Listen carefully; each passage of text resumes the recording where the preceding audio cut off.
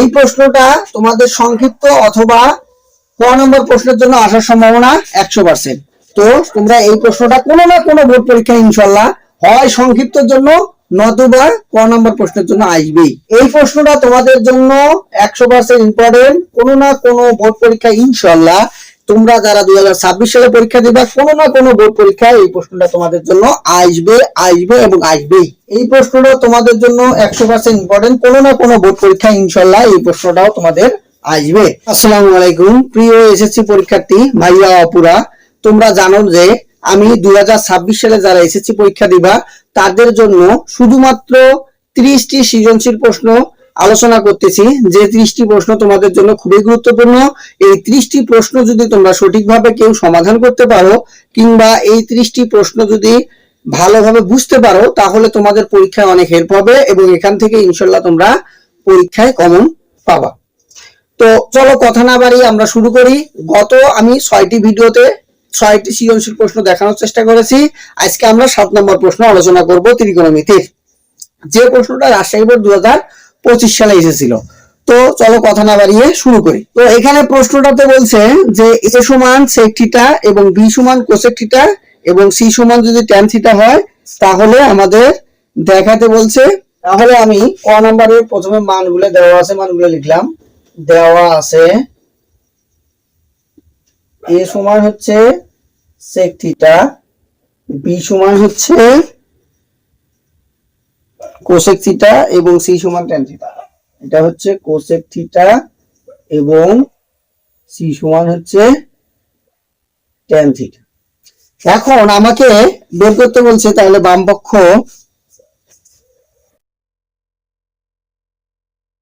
পক্ষে কি দেওয়া আছে? বাম পক্ষে দেওয়া আছে হচ্ছে b √(² - 1) এটা ইকুয়াল a বের করতে হবে। আচ্ছা, এই প্রশ্নটা তোমাদের জন্য কিন্তু খুবই গুরুত্বপূর্ণ। আচ্ছা, এখানে দেখো এই প্রশ্নটাকে তোমরা 3 স্টার দিয়ে রাখতে পারো, এটা তোমাদের জন্য সংক্ষিপ্ত অথবা ক নম্বর প্রশ্নের জন্য খুবই গুরুত্বপূর্ণ। একটু খেয়াল করি, এখানে দেখো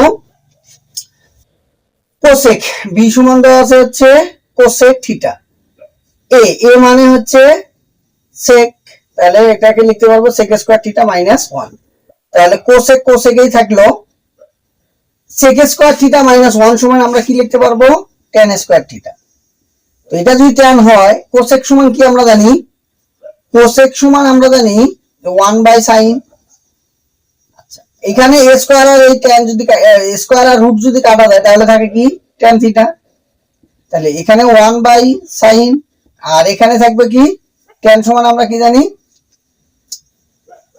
tan সমান আমরা জানি sin/cos।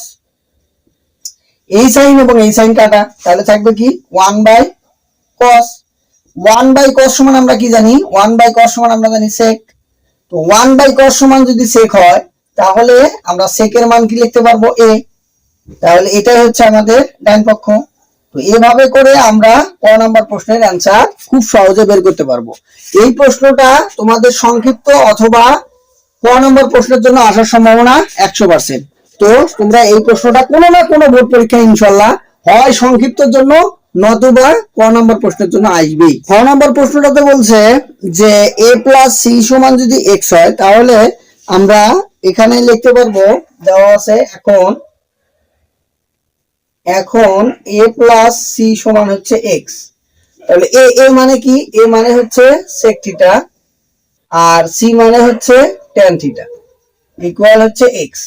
যদি এটা মানে যদি কখনো এরকম থাকে sec tan অথবা cosec cot, এবং তোমরা যদি দেখো তোমাদের বাম পক্ষে প্রমাণ করতে বলছে স্কয়ার এলা, তাহলে অবশ্যই উভয় পক্ষকে কি করব? আমরা বর্গ করে দেব। তাহলে উভয় পক্ষকে বর্গ করে দেব। তো বর্গ করে দিলে এখানে sec সমান আমরা কি জানি? sec সমান জানি হচ্ছে 1/cos আর tan সমান কি জানি? tan সমান জানি হচ্ছে sin/cos। এরপর দুটাকে কি করব? বর্গ। আচ্ছা, এখন এটাকে কি করা যাবে? লসাগু করলে হবে হচ্ছে cos থিটা। লসাগু যদি cos থিটা হয় তাহলে এই cos দিয়ে cos কে ভাগ করলে 1 দিয়ে, এখন তাহলে উপরে তাই থাকে, তাহলে 1 + sin থিটা আর উপরে কি স্কয়ার আর এখানে স্কয়ার। এ স্কয়ার তো দুটোর সাথে আছে, তাহলে আমি লিখতে পারবো 1 প্লাস সাইন থিটা এর উপরে স্কয়ার এবং কস স্কয়ার। এখন খেয়াল করো, এখানে 1 প্লাস সাইন তার উপরে অল স্কয়ার, আর এখানে হচ্ছে কস স্কয়ার, তাহলে 1 প্লাস সাইন এটাকে লিখতে পারবো আবার একই জিনিস। আর কস স্কয়ার থিটা সমান আমরা কি জানি? কস স্কয়ার থিটা সমান আমরা জানি 1 minus sine square theta, 1 minus sine square theta. তো 1 এর উপর স্কয়ার দেওয়া দিলেও কি হয়? 1 এ হয়ে যায়, অর্থাৎ আমরা এখন এটাকে বলতে পারবো a square minus b square. তো a স্কয়ার মাইনাস b স্কয়ারের সূত্র কি জানি? অর্থাৎ উপরে যেটা আছে, উপরের এই জিনিসটাকে আমি দুইবার লিখতে পারবো 1 plus sine theta into 1 plus sine theta, আর নিচে a স্কয়ার মাইনাস যেহেতু b square, a square minus b স্কয়ারের সূত্র আমরা কি জানি? a স্কয়ার মাইনাস b স্কয়ারের সূত্র জানি হচ্ছে a plus b into a minus b। আর এখানে পূর্ণ সংখ্যার নিচে সবসময় কি থাকে? আচ্ছা, এটা যা আছে তাই থাকুক, এক্স স্কয়ার। পূর্ণ সংখ্যার নিচে সবসময় থাকে হচ্ছে 1। আচ্ছা, এই সাইন কাটা দিলাম, তাহলে উপরে থাকতেছে হচ্ছে 1 প্লাস সাইন থিটা, নিচে থাকতেছে হচ্ছে 1 মাইনাস সাইন থিটা, আর এখানে এক্স স্কয়ার বাই 1। এখন আমরা এটাকে কি করব? যোজন বিয়োজন করব নাকি বিয়োজন যোজন করব, সেটা নির্ভর করবে আমাদের প্রশ্নের প্রমাণের উপরে। যেহেতু প্রশ্নের প্রমাণের উপরে মাইনাস আছে, যার কারণে আমরা এটাকে কি করব? বিয়োজন যোজন করব।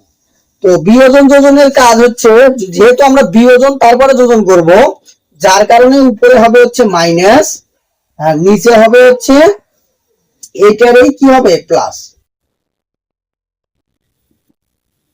তাহলে আমরা এখানে লিখবো x square minus 1 x square plus 1। তো উপরে যেহেতু মাইনাস হয়েছে, যার কারণে মাইনাস হলে ভিতরে চিহ্নের পরিবর্তন হয়, তাহলে 1 প্লাস সাইন থিটা মাইনাস 1, মাইনাসে মাইনাসে কি হয়ে যায়? প্লাস সাইন থিটা, নিচে থাকবে হচ্ছে 1 plus sine theta plus 1 minus sine theta, আর এখানে থাকবে হচ্ছে x square minus 1 x square plus 1। এই 1 এবং এই 1 কাটা, তাহলে নিচে সাইন সাইন কাটা, তাহলে উপরে থাকতেছে কি? উপরে থাকতেছে হচ্ছে 2 সাইন থিটা, নিচে থাকতেছে হচ্ছে 2, এখানে থাকে x square minus 1 x square plus 1। এই 2 এবং এই 2 যদি আমরা কেটে দেই, তাহলে থাকবে কি? Sine theta equal x square minus 1 divided by x square plus 1। আমাদের প্রমাণ কি করতে বলছে? আমাদের প্রমাণ এটাই করতে বলছে, তাহলে এটাই হচ্ছে আমাদের প্রমাণিত।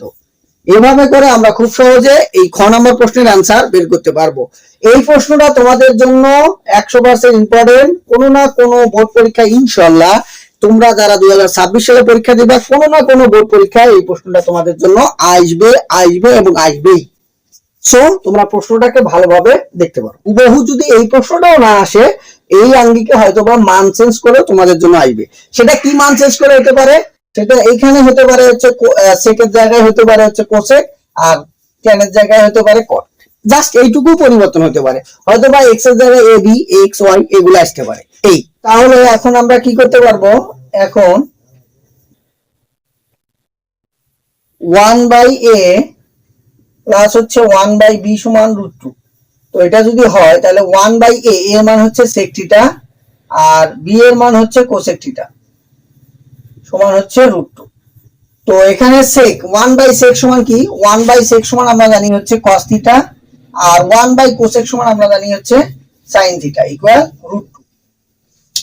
তো এখানে এই অঙ্কটাকে আমরা সহজে কিভাবে করতে পারবো? এখান থেকে আমরা sin থিটাকে রাখলাম আর cos থিটাটাকে সমানের ওপাশে পাঠিয়ে দিলাম, তাহলে কি হবে? √2 মাইনাস cos থিটা। তো এটা যদি হয়, এরপর আমরা উভয় পক্ষকে বর্গ করে দেব। উভয় পক্ষকে বর্গ করে যদি দেই, তাহলে কি আসবে? উভয় পক্ষকে বর্গ করে দিলে কি আসবে? যে sin স্কয়ার থিটা, আর এটা হচ্ছে a minus b whole square. a minus b whole square সূত্র কি? a square minus 2ab plus হচ্ছে b স্কয়ার।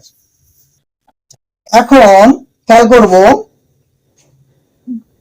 তাহলে এখানে sin স্কয়ার থিটা, আর এখানে থাকবে স্কয়ার রুট কাটা গেলে থাকে হচ্ছে 2, এখানে থাকবে হচ্ছে মাইনাস 2√2 cos থিটা, আর এখানে থাকবে হচ্ছে প্লাস cos স্কয়ার থিটা।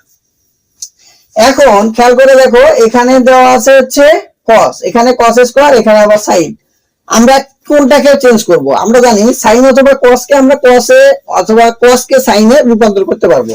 তো এই জায়গায় যেটাতে স্কোয়ার থাকবে না আমরা সেই দিকে যাব। তাহলে কসে যেহেতু স্কোয়ার নাই তাহলে সাইনকে আমরা কসে রূপান্তর করব। তাহলে লেখা যাবে 1 মাইনাস কস স্কোয়ার থিটা।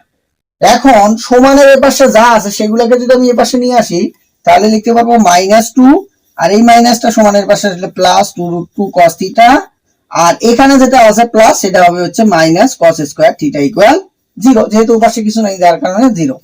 এখন আমরা যদি এই cos স্কয়ার এবং এই cos স্কয়ার ধরি তাহলে লিখতে পারবো 2 cos স্কয়ার থিটা। এরপর আমরা যদি এটাকে লিখি তাহলে +2√2 cos থিটা এবং এখানে দেখো 1 এর সামনে প্লাস এখানে হচ্ছে মাইনাস, তাহলে বাদ যদি দেই তাহলে -1 ইকুয়াল 0।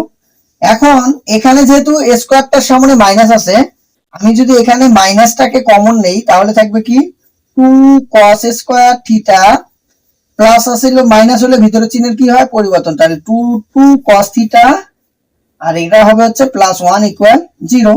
তাহলে এই মাইনাসটা সমানের ওপাশে চলে যায় যদি তাহলে হবে হচ্ছে 2 cos square theta -2√2 cos theta +1 equal 0।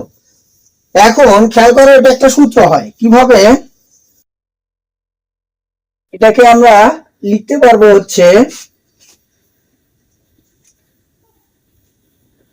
এটা যদি a হয় 2√cos থিটা এটা যদি a হয় আর 1টা যদি হচ্ছে আমার b হয় তাহলে ইকুয়াল হচ্ছে 0। তাহলে এটা a এটা b, তাহলে a square minus 2ab 2a a মানে হচ্ছে √2 cos থিটা আর b মানে হচ্ছে 1। তাহলে খেয়াল করো a square minus 2ab plus b square এটা কার সূত্র? a মাইনাস b অল স্কয়ারের সূত্র। a মানে হচ্ছে √2 cos থিটা আর b মানে হচ্ছে +1 তার উপরে a স্কয়ার ইকুয়াল 0। এই স্কয়ারটা যদি ওপাশে চলে যায় তাহলে কি হবে? রুট হয়ে যাবে আর 0 কে রুট করলে 0 হয়ে যায়। তাহলে আমরা এখানে লিখতে পারবো √2 cos থিটা ইকুয়াল হচ্ছে 1। এখানে 1টা গুণন অবস্থায় √2টা গুণন অবস্থায় আছে তাহলে ওপাশে গেলে কি হবে ভাগ, তাহলে cos থিটা সমান লিখতে পারবো 1/√2। তাহলে cos কত ডিগ্রি মান 1/√2? আমরা জানি cos হচ্ছে 45 ডিগ্রি মান হচ্ছে 1/√2। এই cos এবং এই cos কাটা অতএব তাহলে আমরা বলতে পারবো থিটা সমান 45 ডিগ্রি।